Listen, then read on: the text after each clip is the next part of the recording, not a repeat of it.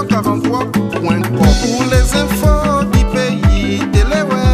C'est nous. Pour les infos de la nation, Téléweb. C'est nous. 243.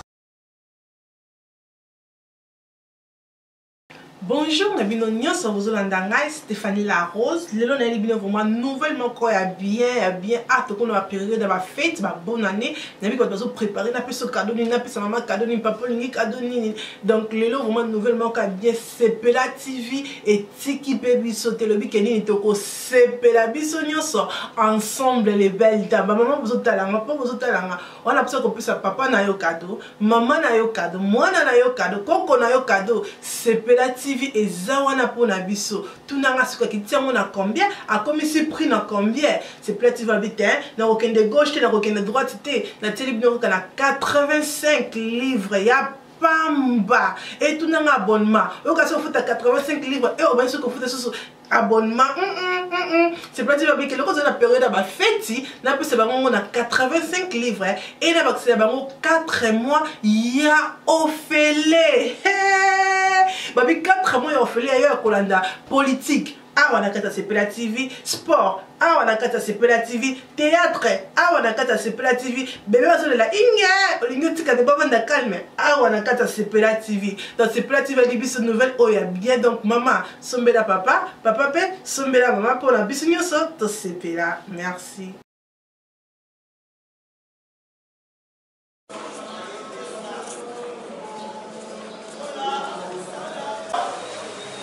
Zambe akibelaki ye po ya botosi boye komi mosantu mpe akopesa baevanso bakotosa libiki ya sola na Melkisedeki. Yango moto oyo akosalela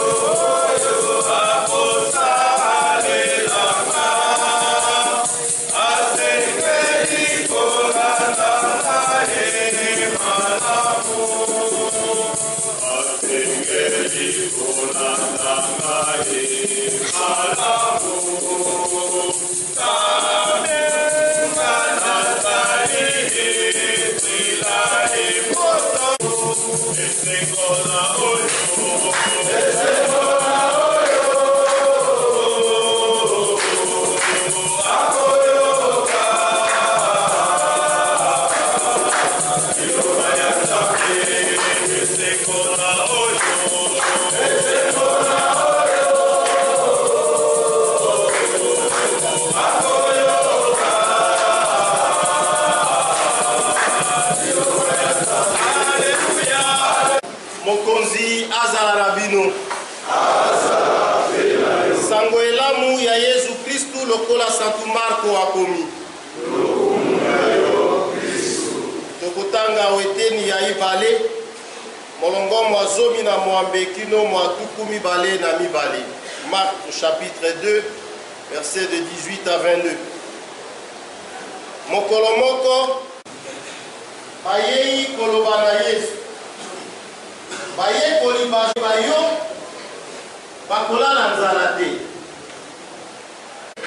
ya libala bakolala nzala mokolo wana nsima soko mobali alongwe okati ya bango wana bakolala nzala akobama elamba ya kala na eteni ya elamba ya sika te asali bongo eteni ya sika eleki makasi eti eye ya liboso lisusu moto moko vino ekopasola libenga ekosopana kotia vino ya sika mobele na libenga ya sika. J'ai la chance de célébrer de la mémoire de Laurent Désiré Kabila, qui a été un des présidents de notre pays assassiné en cette date. Je suis heureux de le faire, j'ai la chance de le faire parmi autant de témoins de cet événement.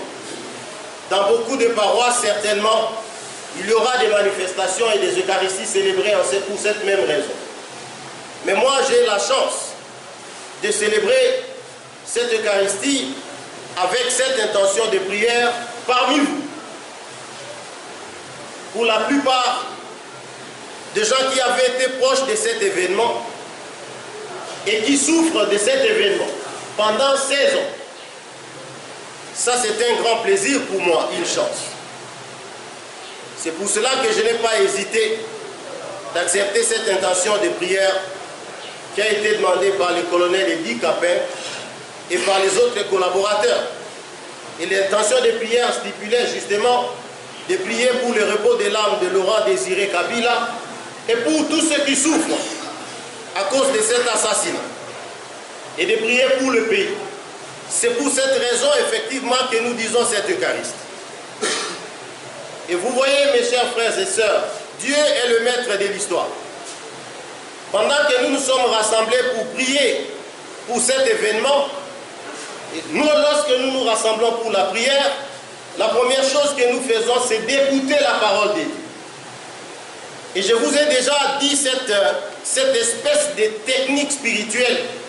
Lorsque vous avez un problème qui vous tracasse, ouvrez seulement la Bible et vous rencontrerez certainement une parole de Dieu qui donne une réponse exacte à votre souffrance et devenir ainsi le sauveur de l'humanité. Je pose la question. Lorsque nous lisons ce genre de textes, les jours où nous célébrons ce genre d'événements, est-ce que je peux dire, je répète la question deux fois, qu'un compatriote comme Laurent Désiré Kabila est mort pour sauver le Congo? Alors je n'ai pas de réponse. J'aurais voulu donner le micro à beaucoup de témoins, même oculaires, de ces compagnons de lutte qui sont ici dans cette prison, pour qu'ils nous donnent ce témoignage et qu'ils répondent à cette question. Mais je voudrais que vous répondiez à cette question partout où vous êtes, où vous vivez. Répondez à cette question. Ça sera pour moi la façon la meilleure pour vous de témoigner de votre fidélité à ce monsieur qui est décédé ici dans ce pays. Je crois comprendre qu'il y a un lien entre le martyre, le sacrifice humain et la mort de Laurent Désiré Kabila. Parce que, on peut ne pas le dire, mais il existe des évidences qu'il y a des grands complots contre ce pays. Et lorsque nous, les intellectuels de ce pays, nous ne parlons pas de cela, nous ne sommes pas honnêtes envers nous-mêmes. L'humanité tout entière assiste à un grand complot contre ce pays, essentiellement à cause des richesses de ce pays. Et qu'il y a beaucoup de plans pour mettre en déroute ce pays et le fils de ce pays, pour que ces richesses soient orientées ailleurs. Ça n'est pas moi qui invente ça. Ça, c'est une évidence. Il y a tellement de sources et des rapports sur cela. Donc, on ne devrait pas avoir peur d'en parler. Et par rapport à cela, la stratégie qui est utilisée, c'est d'embaucher certains parmi vous pour que dedans vous puissiez accomplir cette mission.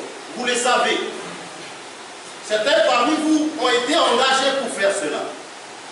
Il y en a encore qui sont engagés pour faire cela et qui travaillent au service de X et Y qui se trouvent dans X et Y coin du monde. Est-ce que je peux dire que lorsque un monsieur comme Laurent Désiré Kabila est assassiné le 16 janvier, il y a un lien entre la mission du Christ qui est mort pour sauver les multitudes et la mort de quelqu'un qui peut-être a refusé de trahir le pays et de jouer les jeux de ceux qui sont venus nombreux contre ce pays de partout dans le monde, qui complotent contre le Congo parce que le Congo est riche. C'est cela l'attitude qu'il faut adopter. Il ne faut pas continuer à cacher des trucs. Il ne faut pas continuer à comploter contre les pays. Réconciliez-vous et soyez sincères envers vous-même. Unissez-vous. Tenez-vous la main. Et dites que vous aviez été, bon gré mal gré, autour d'une cause et que vous continuez à défendre cette cause. Les signes que vous êtes forts, c'est lorsque vous vous réconciliez et que vous êtes unis. Et vous-même, vous savez si vous êtes unis. Vous-même, vous savez si vous êtes réconciliés. Je voudrais que ce que je dis atteigne même ceux qui ne prient pas à l'Église catholique, mais qui sont morts ou qui restent survivants de la mort de Laurent Désiré Kabila et de tous les Congolais qui sont morts avec lui. Réconciliez-vous, mes chers frères et sœurs. Soyez un, pardonnez-vous.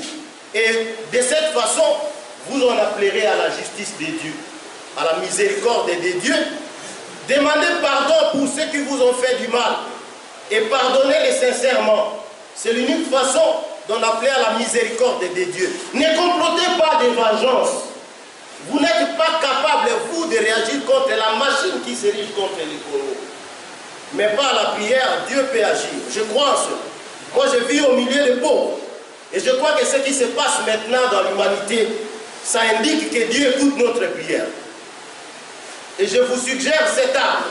Abandonnez les armes que vous avez eues quand vous étiez des rebelles. Unissez-vous dans la prière.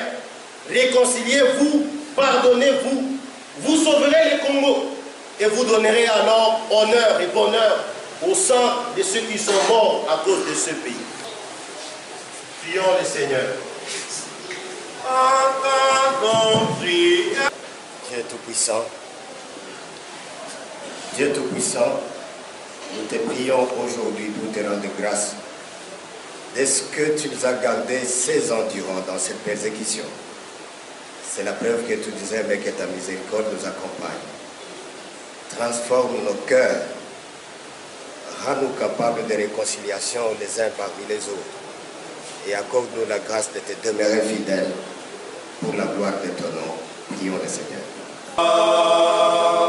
Pour toutes nos familles meurtries, pour tous nos bienfaiteurs, pour tous nos accompagnateurs pendant toutes ces années, que l'Esprit du Seigneur les bénisse, les fortifie et leur donne la force et l'espérance pour des jours meilleurs, pour notre délivrance, notre libération et pour la libération de notre pays.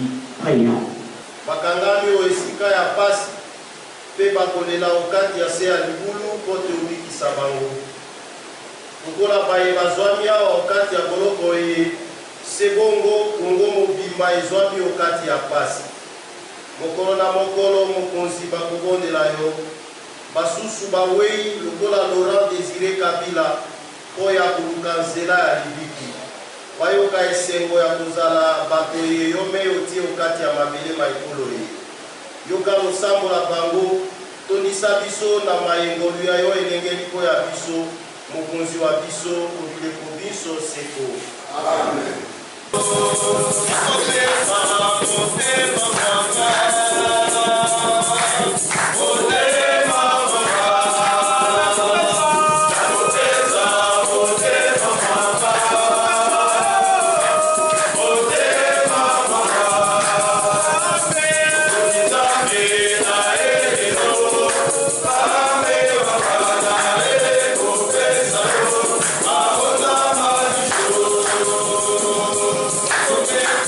Peace.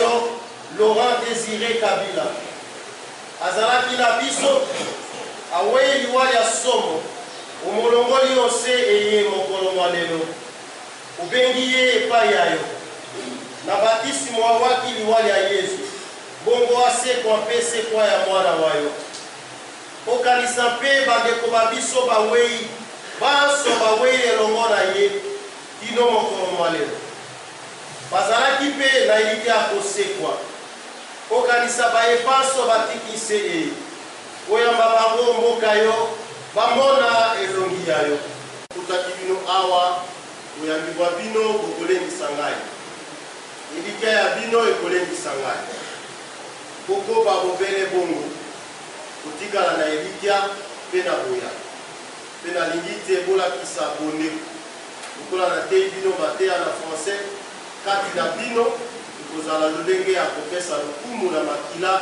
ya moto bozalaki na ye mpe na makila ya baebele bawei elongo na ye okombo ya Kristu bopesa na mbote elembo ya bongo olingo olingana mpe tozalisana olingo yanga mpe tozolingo olingo eloko kamonene okati ya lingoma olingana mpe tozalisana olingo yanga mpe tala Yesu Kristu oyo akolongola masumu mabato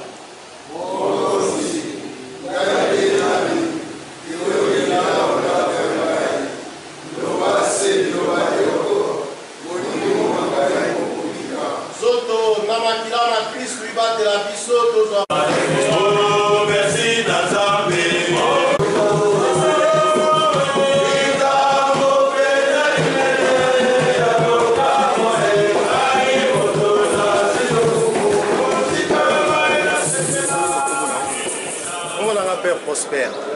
Naza missionnaire au Blad Marie Immaculée, naza omone na prison centrale. Nganza metongi toyeba omeli na yo ya lelo ya date ya liwa ya kondo musée Laurent Désiré Kabila ezalaki nini lelo? Bon, omeli na nga lelo ezalaki omeli eza to expliquera liloba ya Nzambe parole de Dieu. Je crois que parole de Dieu totangi lelo moni la biso ke Christ ndi azanga Nzambe munene. Kwa koma nganga Nzambe munene andimaki musala tata na ya pesaki ye. Donc pour la salle musala on a bien à Koufi et à Sécu. Donc il fallait monter là on passe. Alors na tuna ki bateau ceux qui Laurent Désiré Kabila ndenge ya Koufaki pour na Congo ezalaki pe musala oyo ya zoki pa na Nzambe te. Alors ndenge na zalaka na bateau ebele ba yebiye bazalaki na ye ba mona ndenge ya kufa.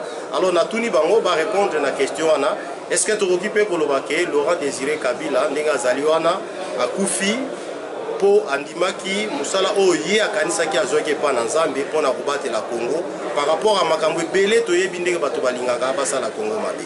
Nzambe par rapport à c'est une première lelo yo Nzambe o célébrer misa na ba prisonnier na ba détenu oyo pe ba viva bazala na Laurent Désiré Kabila au côté na kata histoire nino koyebisa balandi oyo botala biso partout dans le monde. Bon, et là on a voulu savoir on a ebisi bato bazalaki na Laurent que batala simate je crois que batala liboso makila ya Laurent na bato oyo bakufa ebele longo na Laurent et que ne pas mbaté bango moko bayebi akufa ki pona nini ba sa valeur ba sa honneur ba glorifier makila na ye elingi koloba te batia bosembo na kati ya mboka baloba vérité ya makambo wana kwa sali sa jeunesse oyo kokipe mokolo moko kolinga kosali la patrie tina liwa bayebaka ke congolais pa koki kokufa mpona mboka na ye yango nayebisi bango epuis nakanisi mpe naza kopesa message wana.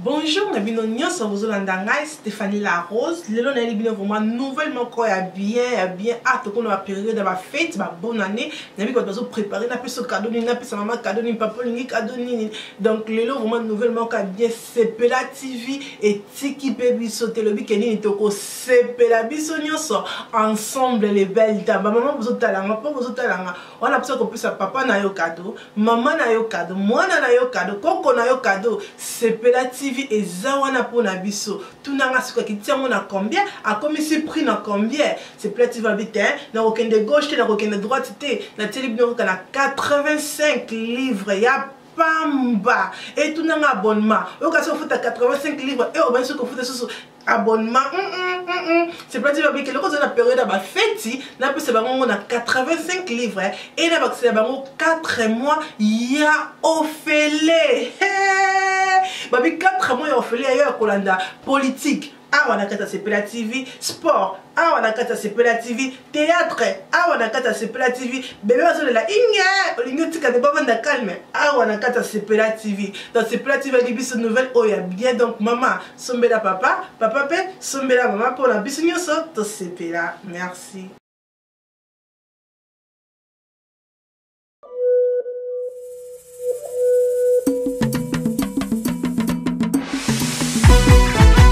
www.icnews243